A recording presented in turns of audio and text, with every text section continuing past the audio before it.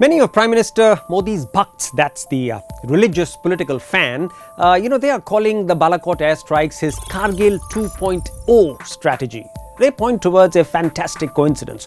Just as Prime Minister Vajpayee had gained nearly 10 percentage points in his approval ratings after the Kargil war in 1999, Prime Minister Modi has bounced back with a similar accretion after Balakot.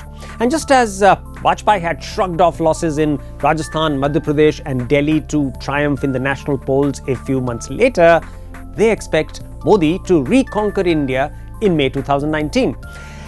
It's a rather simple and unidimensional strategy.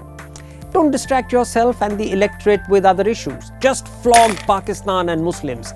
Invoke radical Hindutva, fear, terrorism, opposition's so-called weak and cowardly leaders. And then, of course, go on and claim your rightful victory. But I would argue that Vajpayee's victory in 1999 cannot be attributed to Kargil. There were in fact 4 other reasons, and these reasons are missing for Prime Minister Modi. 4 other reasons why Vajpayee won, and Kargil was merely what I would call an attractive tip of the iceberg. Number 1, there was massive sympathy after his one-vote loss. Vajpayee was barely 13 months into his tenure, and that's not long enough for the incumbency honeymoon to eviscerate, when he was felled in a rather dramatic, almost like a Shakespearean tragedy.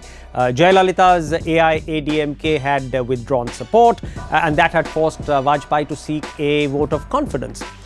Mayawati met him in the morning and promised support. The nation, of course, then heaved a sigh of relief because people wanted a strong leader who had detonated nuclear weapons and he had stood against American sanctions to continue. But Mayawati stabbed Vajpayee in the back by voting against his government, and that created a very tantalizing 269 to 269 draw. Now, that storm may also have passed since the Speaker's casting vote would have saved the government. But destiny had another cruel twist in store for the beleaguered Prime Minister. Giridhar Gomang, then the Congress Chief Minister of Odisha, and ironically, he's now a BJP candidate for the 2019 polls. Now, he had yet to resign from his Lok Sabha membership. He came in and exercised a hugely contentious vote to make the score 269-270 against Prime Minister Vajpayee. It was a heart-aching one-vote loss. Very shrewdly, Vajpayee knew that a sympathy wave would give him a landslide victory whenever the next polls were held. Now look at point number 2. After 6 prime ministers in 10 years, India was yearning for stability. VP Singh, just 11 months. Chandrasekhar, effectively just 5 months. PV Narasimha Rao, he of course completed 5 years. Atal Bihari Vajpayee, first term only 13 days. HD Devagowda, 11 months. And Inder Gujral, effectively 9 months. After all of that, India was terrified and tired of chronic political instability from 1989 through to 1998. Finally, Vajpayee had brought a veneer of permanence in his second stint. The fact that it was so cruelly and crudely cut short, that incensed the people, who made a silent vow to do justice to Vajpayee at the next available opportunity. Point number 3.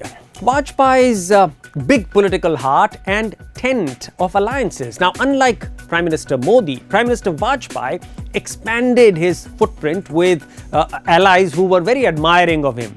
He had 69 supporting members of parliament from parties which are now Modi's arch enemies. Some like Mamata Banerjee's TMC, Naveen Patnaik's BJD and Stalin's DMK. These are likely to double, frankly even quadruple their tallies in 2019 compared to what they had notched up in 1999. It would be instructive to have a look at the numbers these parties had notched up in 1999 compared to what their political position now is vis-a-vis Prime Minister Modi. Point number 4, and this is the Congress Party's fairly disastrous Panchmadi policy of Ekla Chalo, which is really go it alone. Now, in early September 1998, Sonia Gandhi's Congress met at Panchmadi in Madhya Pradesh to resolve that the Congress would shun political alliances in order to rebuild its earlier countrywide political base. Potential allies like Mulayam Singh Yadav and Lalu Yadav, they just simply cried betrayal. Therefore, unsurprisingly, an isolated Congress got shellacked in the polls. So, as is clear from the above analysis, 4 critical and substantial factors were responsible for Vajpayee's storied victory in 1999. Kargil got undue, and I would call it a misleading credit in popular folklore, which today could be blindsiding Prime Minister Modi into a narrow, fragile, a one-point narrative. Therefore, Prime Minister Modi's tally could actually fall quite short of what he had won in 2014.